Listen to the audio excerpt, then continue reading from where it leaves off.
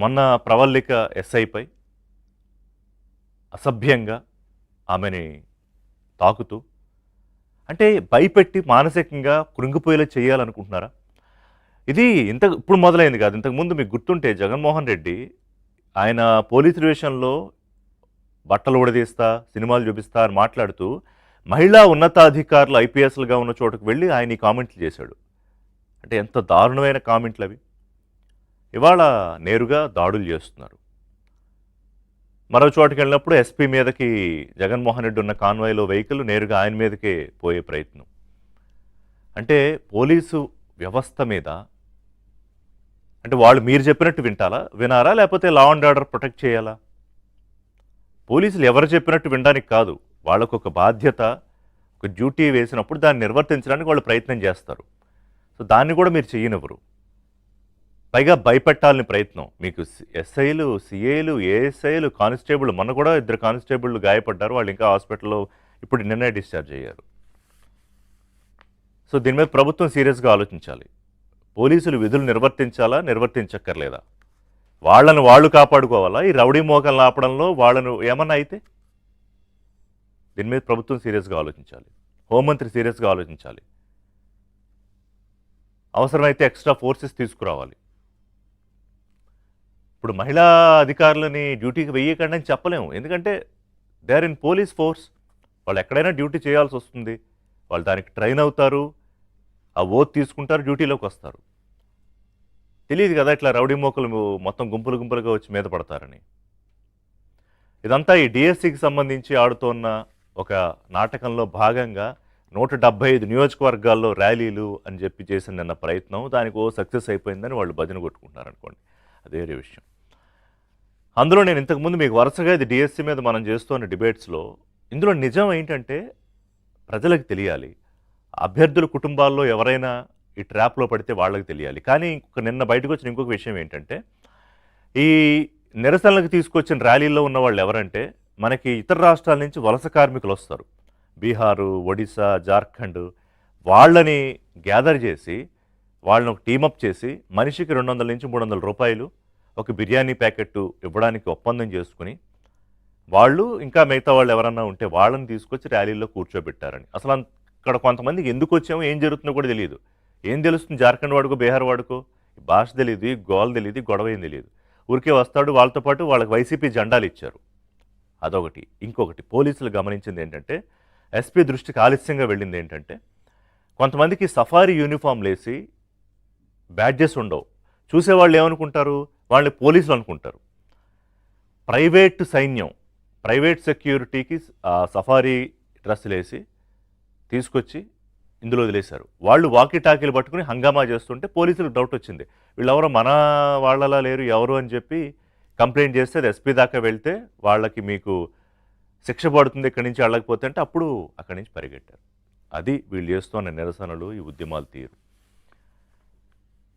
So ఇప్పుడు లోకేష్ని target చేసి నిన్న జగన్మోహన్ రెడ్డి కానీ, సజ్జల కానీ, బొత్స కానీ అందరూ అదే పాట ఎందుకు పాడుతున్నారంటే దే క్లియర్లీ నో.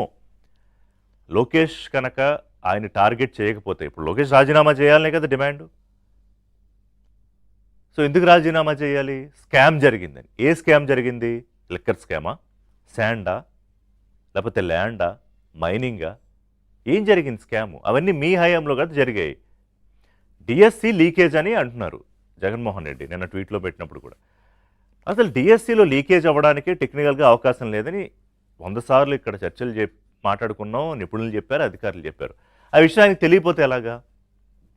అది చాలా ర్యాండమ్గా ఎవరికి ఏ క్వశ్చన్ పేపర్ వస్తుందో కూడా తెలియకుండా జంబ్లింగ్ సిస్టంలో వేల క్వశ్చన్స్ డిస్ట్రిబ్యూట్ అవుతాయి అభ్యర్థులకి. మరి ఇంక అందులో లీకేజ్ ఎలా జరుగుతుంది జగన్మోహన్ రెడ్డి గారు? ఒకటి. రెండోది స్కామ్. ఇందాక నేను చెప్పాను కదా, ఏ స్కామ్ అది? స్పోర్ట్స్ కోటాలో వచ్చిన 382 మందిలో వీళ్ళు చెప్తున్న స్కాము అది కాదని తేలిపోయింది. ఇక జిఓ నెంబర్ 4 లేకపోతే లిస్టులు ఎందుకు మీరు ఈ వెబ్సైట్లో పెట్టలేదు, డైరెక్ట్గా మీరు ఎందుకు పిలిచారు, ఏవో అన్ని టెక్నికల్ క్వశ్చన్లు అడుగుతున్నారు. దానికి అధికారులు కానీ ప్రభుత్వం కానీ ఇప్పటికే సమాధానాలు చెప్పింది. సో అది కాదు అసలు పాయింట్. లోకేష్ని ఇప్పుడు బదనాం చేయాలి. సో ఇందులో ఏదో జరిగిపోయిందని అభ్యర్థులు, ఉద్యోగులు రాని వాళ్ళని నమ్మించాలని యువతను రెచ్చగొట్టాలని చేసిన ఒక ప్రయత్నము బూమరాంగ్ అయ్యింది. అందుకే అభ్యర్థులు వేలాది మంది రోడ్ల మీదకి వచ్చారు. ఎవరు? ఉద్యోగాలు వచ్చిన వాళ్ళు, రేపు ప్రిపేర్ అవుతున్న వాళ్ళు కూడా. వాళ్ళు ఇవన్నీ కోరుకోవట్లేదు ఆంధ్రప్రదేశ్లో. ఒకవైపు అమరావతి ఫాస్ట్గా కన్స్ట్రక్షన్ అవుతోంది, ప్రజాప్రతినిధులు బిల్డింగ్లు అయిపోతున్నాయి, ఐకానిక్ టవర్స్ అయిపోతున్నాయి. ఇంకోవైపు పోలవరానికి నిన్నే 30,000 కోట్లకు ఆమోదం లభించింది కేంద్ర ఆర్థిక శాఖ నుంచి. మార్చి 2027 నాటికి అది డెడ్ లైన్, దాన్ని ఫినిష్ చేసే పనిలో ఉన్నారు. ఇంకోవైపు పెట్టుబడులు, పరిశ్రమలు, ఉద్యోగాలు.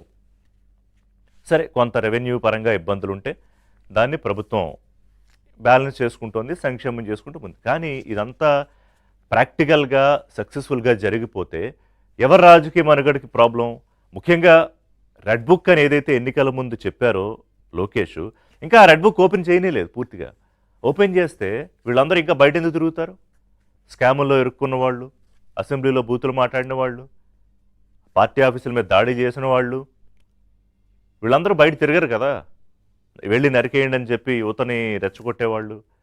ఇంకా రెడ్ బుక్ ఓపెన్ చేయకుండానే వణికెందుకు పుడుతోంది వైసీపీలో?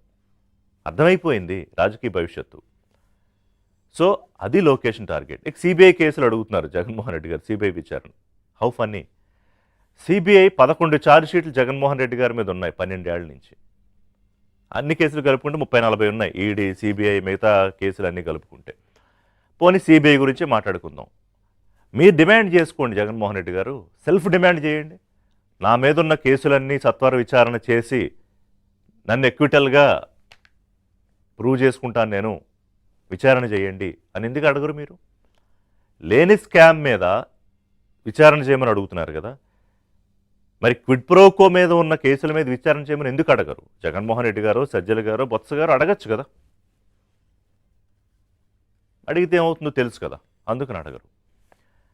ఇవన్నీ ఒక ఎత్తు అయితే, వీళ్ళు ఈ నిరసనలు, ఉద్యమాలు పేరుతో చేస్తున్న ర్యాలీల్లో దేవుణ్ణి కూడా వదిలిపెట్టట్లా.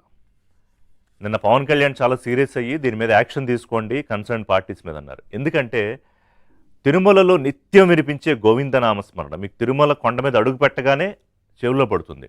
దాన్ని తీసుకుని వాళ్ళు ప్యారడీ చేశారు. ఎలా చేశారు ఒకసారి వినండి.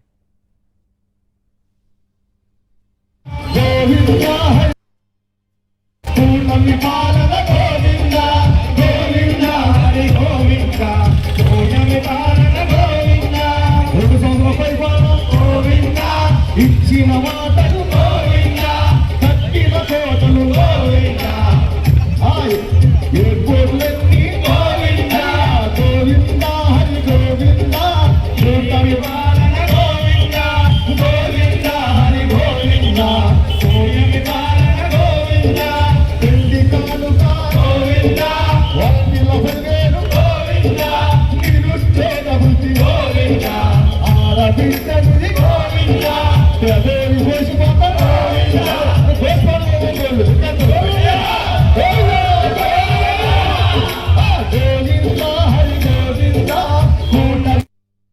సో ఇది అంటే తిరుమల కొండ మీదే జగన్ నినాదాలు చేశారు మీకు గుర్తుంటే కనుక.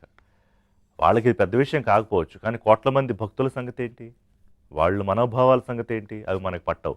సరే, దీంట్లో ముస్లింలు ఉన్నారు, ఆ పాడింది ఆయన క్రిస్టియన్, ఇదేదో మతాల గురించి వదిలేయండి. కానీ అసలు ఈ బరితెగింపు ఏంటి అనేది బ్రేక్ తీసుకుందాం. బ్రేక్